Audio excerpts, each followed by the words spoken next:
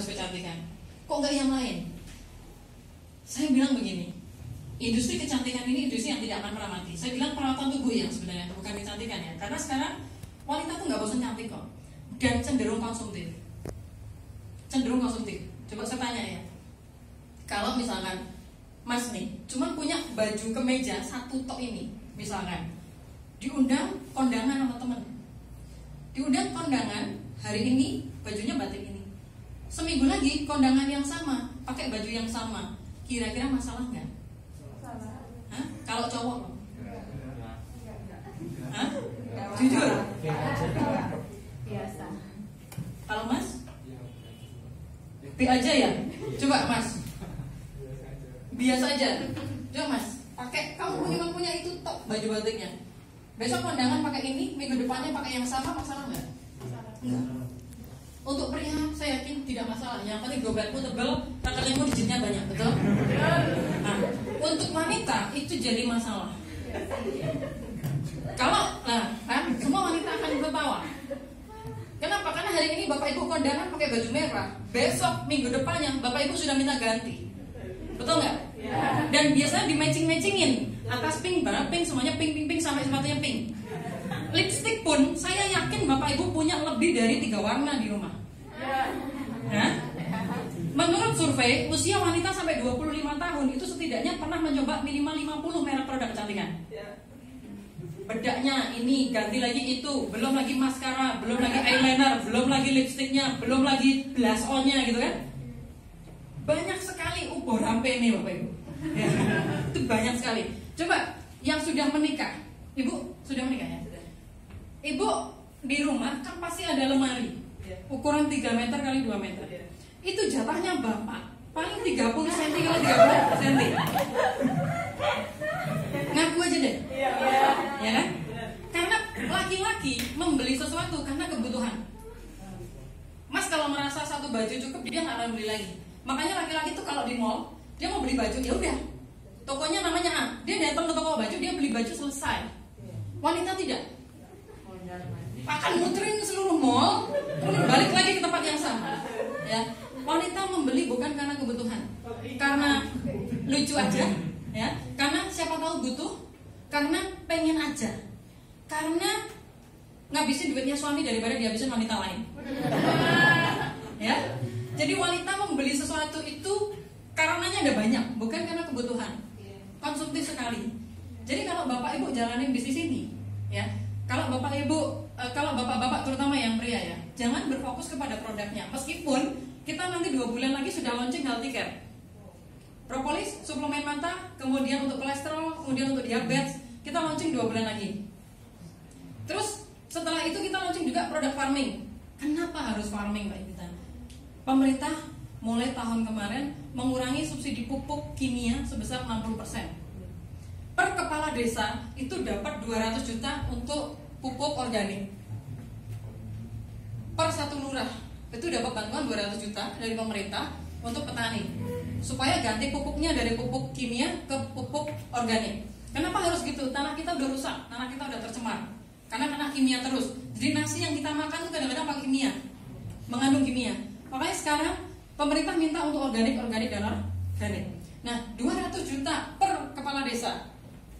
Indonesia punya 7.000 kecamatan. Ada istilahnya dikasih jaringan dulu 1.000, 2.000 di kanan, nggak ada. Tiba-tiba bonus kita kasih 50 juta, ada begitu?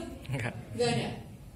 Saya pusing di awal-awal. Gimana ini saya ngembanginya ya? Sabun, serum, dia nggak pernah pakai. Ya, waktu awal-awal Pak Wahyu apa pakai gitu.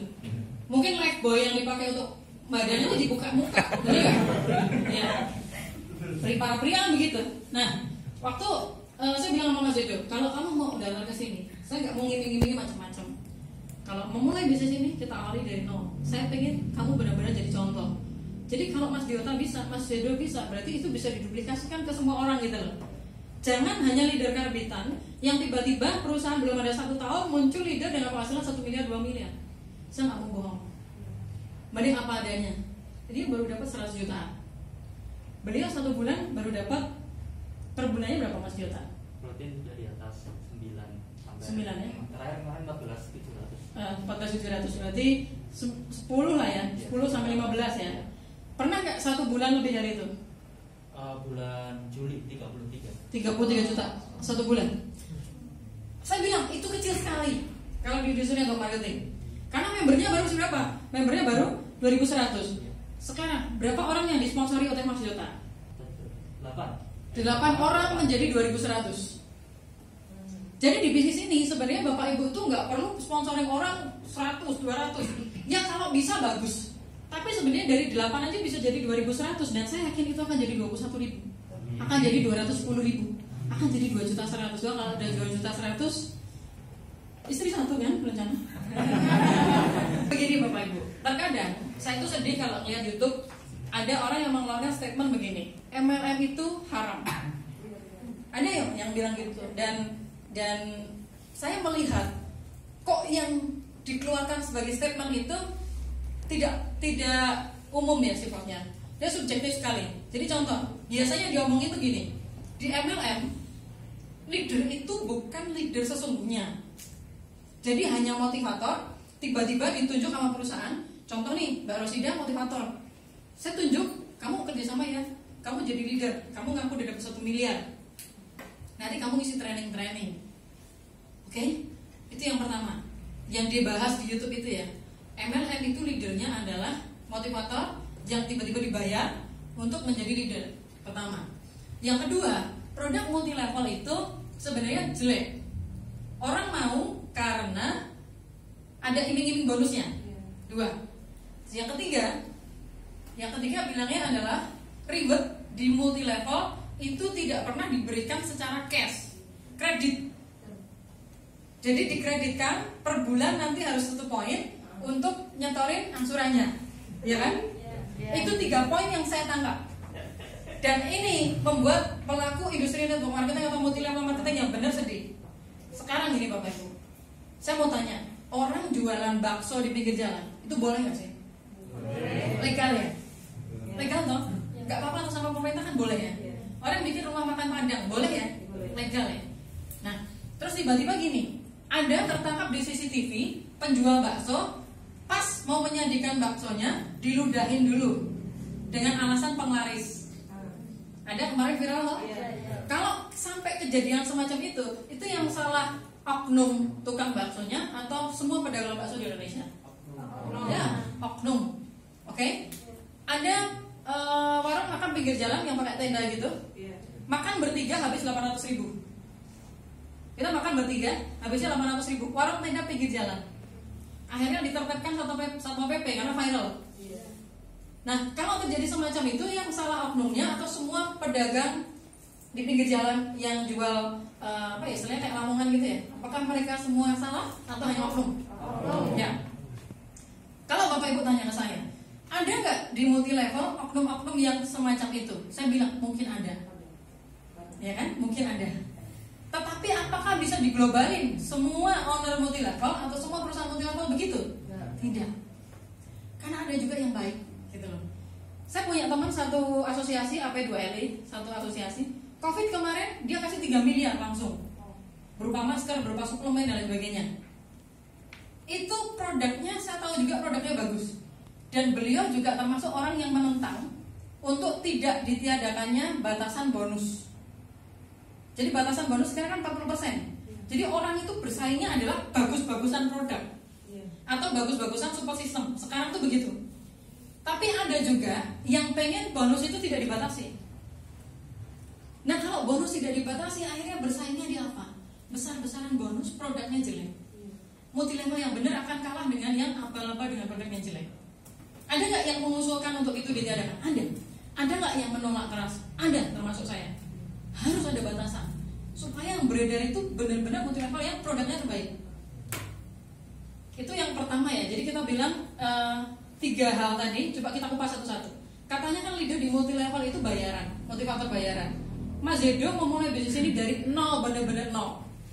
Benar nggak Mas Zedo? Ya. Cek aja grafik jaringannya. Saya nggak pernah kasih 1 orang pun, 1 titik pun nggak pernah. Dia memulai dari nol. Bahkan dulu 2 bulan sempat berhenti karena bingung nggak bisa ngejual. Jalan lagi karena Mas Pradipta go leader, baru jalan lagi. Bisa ditanyain ke semua leader-leader saya, semua memulai dari nol. Terus yang kedua, produk di multi level itu adalah produk yang jelek, lakunya gara-gara ada bonusnya. Sekarang semua produk itu sudah ber-BPOM Bapak Ibu. Ada standarisasinya. Kalau produk sudah ada standarisasinya, berarti kan produknya sudah produk yang bagus kualitasnya. Multi level yang dulu mungkin begitu. Multi level yang dulu, tapi yang sekarang tidak. Yang ada surveillance loh ya. Terus reward. Reward itu katanya dikasihkannya kredit gitu ya. Ada nggak di sini yang kemarin dapat reward motor? Jangan sampai mendustai teman-teman yang ada di sini, ya toh? Oh iya. Oh, sekarang Pak Wahyu saya tanya, kemarin waktu dapat reward motor, apakah kita kasih berupa DP atau langsung cash? Cash. Bisa dibuktikan? Bisa ya? Nanti internet bankingnya bisa dicek untuk ditunjukin teman-teman bisa? Siap. Ya. Memang kita baru bisa kasih motor Bapak Ibu karena perusahaan ini baru 1 tahun. Tapi nanti kalau di 2 tahun, 3 tahun, 4 tahun akan banyak yang dapat reward mobil, bahkan kalau sudah diamond dapatnya rumah. Kita siapkan nanti. Kita lagi siapkan. Ini satu-satunya multi level menurut saya ya. Kita pengen ada perumahan SJI di Solo, di Malang, di Jogja, terus di Bali.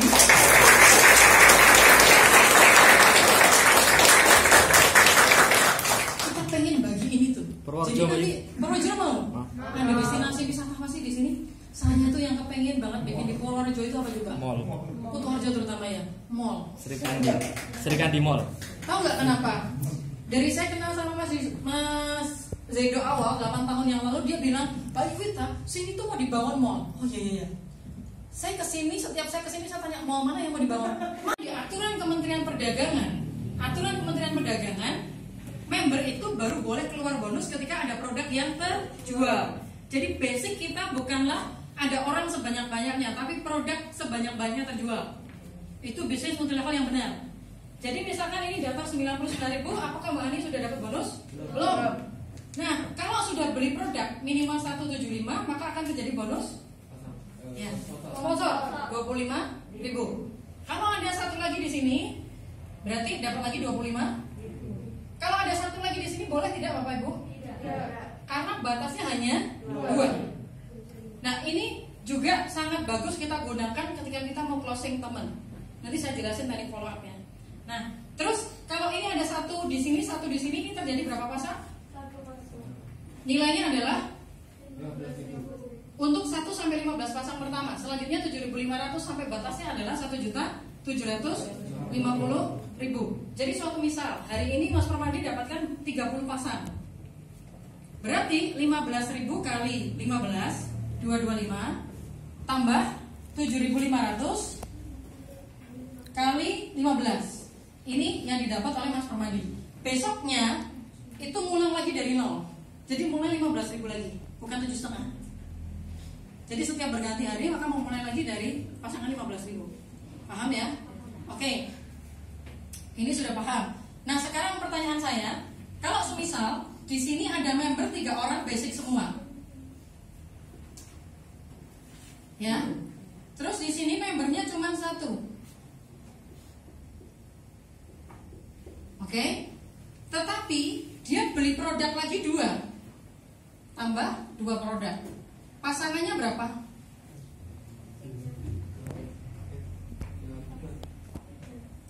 Yang tidak angkat tangan? Yang tidak angkat tangan jawab berapa? Belum paham. Basic kita adalah yang penting jumlah produknya. Jadi kalau di sini ada 3 member dengan basic semua, berarti kan ini ada 1 produk, 2 produk, 3. Yang di sini 1 produk tambah 2 produk, berarti ada berapa produk? 3 produk. Berarti ada berapa pasang? 3 pasang. Melihatnya di mana? Melihatnya nanti di cyber office. Di sini ada tulisan. Misalkan ini Mbak Hani. Di sini ada tulisan atasnya jumlah orang, bawahnya adalah jumlah produk. Kalau mau masangin, yang dilihat yang ini ya, jangan yang ini. Bisa jadi di kanan orangnya 100, di kiri orangnya cuma 3. Tapi omsetnya di sini bisa 500, di sini cuma 200. Kok bisa gitu? Kalau orangnya hobi jualan?